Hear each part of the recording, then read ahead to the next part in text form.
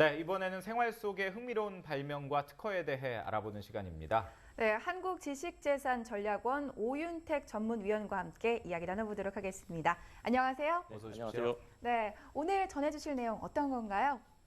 네, 혹시 지하철역이나 공공장소에 설치된 자동 제세동기를 보신 적이 있습니까? 혹은 영화나 TV 드라마에서 긴급 구조 요청 시에 자동 제세동기가 사용되는 것을 본 적이 있습니까? 네. 네, 오늘은 고령화 등으로 인해서 일상생활 중에 돌연사 혹은 급성 심장 질환의 지속적 증가 및 정부의 설치 의무에 따라 최근 시장 수요가 급증하고 있는 자동 제세동기에 대해서 살펴볼까 합니다. 예, 자동 제세 동기 발음하기도 상당히 어려운데요. 아직 저한테는 좀 낯설거든요. 이게 어떤 건지 조금 더 설명을 좀 해주시겠습니까? 네, 자동 제세동기는 흔히 Automated External Defibrillator로 불려지기도 하는데 네. 생명을 위협하는 부정맥인 심실세동 혹은 무맥성 심실빈맥과 같은 비정상적인 심장 박동을 치료하는 의료 장비입니다. 예. 심실세동, 또 심방세동, 또 심방조동, 심실빈박 등의 부정맥을 보이는 심장에 고압전류를 극히 단시간 통하게 함으로써 정상적인 맥박으로 회복시키는 기기를 자동 제세동기라고 합니다. 네. 즉 이제 비정상 상태의 심장에 전기 충격을 주어서 정상적인 심장 리듬을 찾도록 도와주는 기기입니다. 네, 이 화면으로 보니까 지나가다가 본 것 같은데요. 네. 그런데 이런 이 자동 제세동기가 실제 긴급 상황에서 생명을 구하는데 얼마나 큰 역할을 하나요?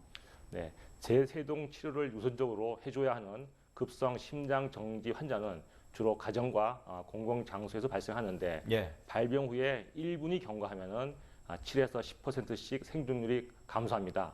즉 환자가 10분 내에 병원에 도달하여 시술을 받기는 어렵기 때문에 소생률이 매우 저조하여 병원 치료를 받지 못하고 사망하는 경우가 대부분이었습니다. 네. 지금은 제세동기의 개발 및 보급으로 어디서든 제세동 시술을 우선적으로 할 수 있게 되어 자동 제세동기가 전반적으로 보급되어 있는 미국의 경우 무려 25%의 생존율을 보이고 있습니다. 예. 그러면 그 관련 기술과 관련해서 국내 그리고 해외 어떤 기술들이 뭐 특허를 가지고 있는지 이런 부분도 좀 설명을 해주시겠습니까? 네, 먼저 이제 해외 기업으로는 이제 필립스 메디컬, 예. 또 조엘 메디컬, 또 메드트로닉스 등이 이제 자동 제세동기 시장을 주도하고 있고요. 국내 기업으로는 CU 메디칼, 나눔테크 등이 전문 의료기기 기업으로 성장하고 있습니다. 예. 또한 관련 특허 역시 이들 기업이 주도하고 있습니다.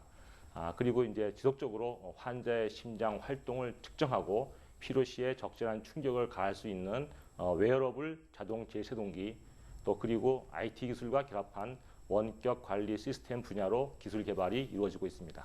네, 그렇군요. 그럼 이 생체 인식 기술이 개인정보 보안 분야에서는 또 어떻게 활용될 전망인지도 궁금한데요.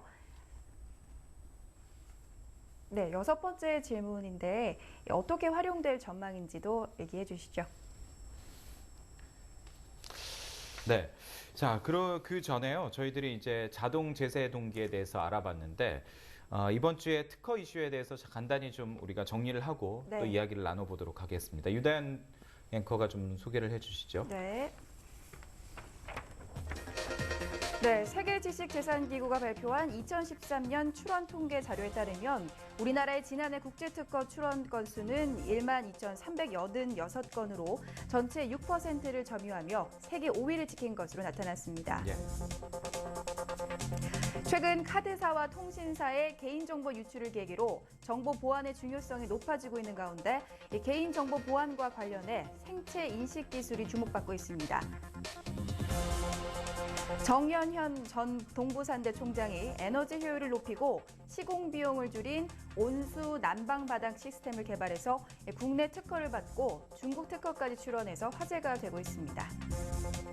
네, 금주의 특허 이슈에 대해서 정리를 해봤는데요.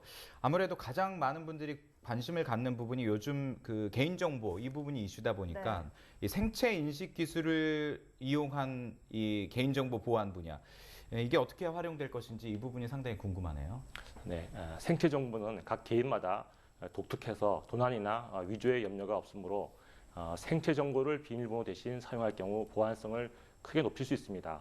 특히 이제 해킹에 의해서 온라인 뱅킹의 금융 사고가 빈발하고 있는 상황에서는 머지않아 생체 인식 기술이 공인인증서를 대체할 것으로 예상되고 있습니다. 네. 네, 우리가 일반적으로 알고 있는 이 지문이나 얼굴, 또 홍채 등을 이용한 생체 인식 방법 외에 또 어떤 기술들이 있나요?